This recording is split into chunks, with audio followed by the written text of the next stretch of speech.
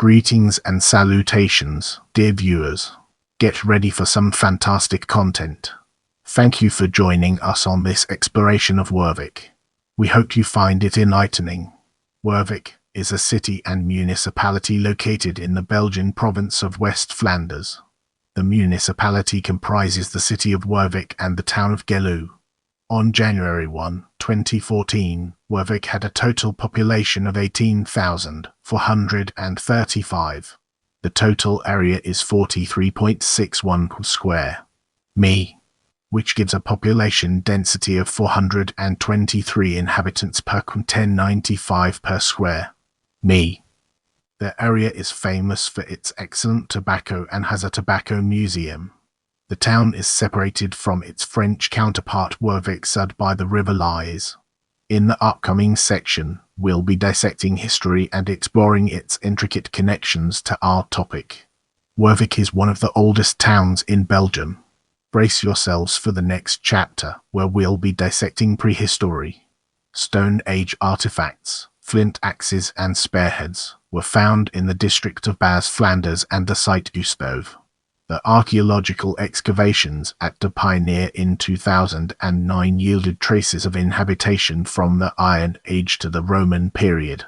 Now, let's redirect our focus towards Roman period and discover its significance in our narrative. Wervik was probably a settlement of the Menippeans led by the chief Wervicq at a small height along the banks of the Lys current island Bolokken. This is still unproven. At the time of the conquest of Gaul by Caesar, a Roman stopping place was built next to the Celtic village. The Roman settlement was registered on Roman road maps from the 3rd to 4th century under the name Wervicum Itinerarium Antonini or Verovino map of Putinga. Wervicum was located on the Roman road between Castle and Bave. Remains from that period are still being found regularly in Wervik.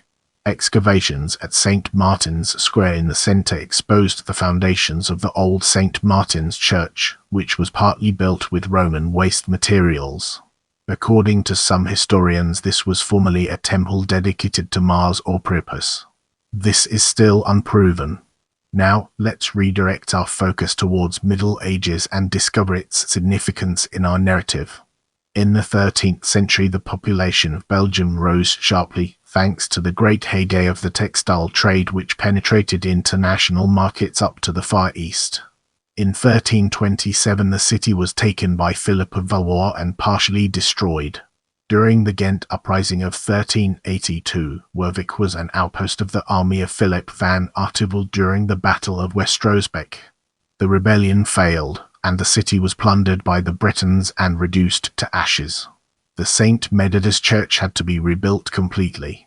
Wervik had not yet fully recovered when a major fire in 1400 destroyed the whole town again. Of the 820 dwellings, there only 20 remained. Janson de Vries gave Wervik a market hall in 1401 as an incentive for recovery and revival. In 1436, part of the garrison of Calais invaded Wervik and again burnt the town to ashes. In 1440 the town was burnt again. The many successive fires were mainly because most houses were built of wood and straw, and that the town had no protection against attacks as it was never walled. After the succession of fires, the town was attacked by the plague. In the years 1436 and 1468 the population was decimated by the epidemic. In this part of the video, we'll be delving deeper into Habsburg Netherlands and analyzing its key components. In the middle of the 16th century, finally a quieter period began for Wervik. Prosperity had vanished and the population had dropped to about 3,000 inhabitants. During the religious quarrels, the St. Methodist Church was badly damaged and today still bears the traces of the iconoclastic. The Jews burnt the church in 1579. In the 17th century, the entire region was affected by the ongoing annexation attempts of the French King Louis XIV. Wervik was taken by the French in 1668 and was later annexed to the Spanish crown in 1678. After the Peace of Nijmegen Treaty in that year, Wervik became French territory again. The continuous impoverishment of the town left it with only 3,172 inhabitants. In 1713 the town was divided in half by the Treaty of Utrecht. The River Lys was the state border and separated the town into French Wervicq-Sud and Austrian Wervik. But for the population the town remained whole, and the St. Medardus Church remained the parish church for both town parts. In the next phase, we'll be immersing ourselves in the realm of First French Republic and exploring its real-world applications. After the French Revolution and the French invasion of 1794, the St. Medardus Church was again turned into ashes.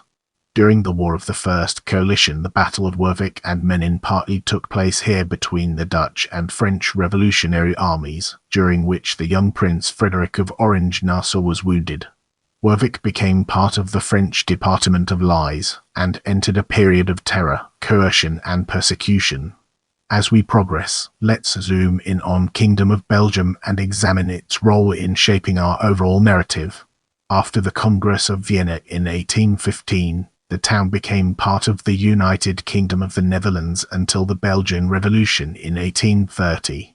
After the Belgian Revolution, locals of the towns Wervicq-Sud, Bousbisque, Hemens and Warneton protested and demanded a reunification with their Belgian counterparts on the other side of the Lys. This small uprising was put down after a few days by French gendarmes.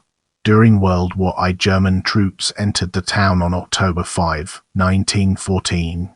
A customs officer had noticed German Uhlans in Zuid-Wervik on October 4, and turned the swing bridge between Wervik and Zuid-Wervik open so that no one could cross it, throwing the key in the Lys. The next day more Germans had arrived and fished out the key. After a short fight with the gendarmerie, both French and Belgian, the town was conquered by the Germans. Because Wervik was the first major town under German control just outside the Western Front, it got a military government and German soldiers were billeted there, and wounded soldiers cared for, including at one time the young Adolf Hitler. Wervik's population was forced to work in German-operated factories serving the trench warfare. In 1917 the population had to evacuate the town because British guns were aimed at Wervik and ruined the town. Wervik was largely rebuilt after the war. The Bruges architect Huub Holst carried out several projects, including several rows of houses, commercial buildings and the town sewers. During the Second World War, Wervik was again occupied by German troops until the inhabitants were freed in 1944 by Canadian soldiers. In this chapter, we'll be unraveling the enigma of sites and discovering its transformative power. The St. Medardus Church is a massive Gothic church. National Tobacco Museum. The region of Wervik is known for its tobacco farms. Prepare yourself for an eye-opening discussion on famous people who were born in Wervik in the upcoming portion of this video. Yves Leterme, Prime Minister of Belgium. Wim Delvoye, artist. Ronnie Couture, actor. Joseph Demeyser, cyclist, winner of Milan San Remo. Sam Bennett, cyclist, Irish national champion 2019. Gaston Derners, journalist and writer. Remember to follow me on social media for behind-the-scenes content and updates.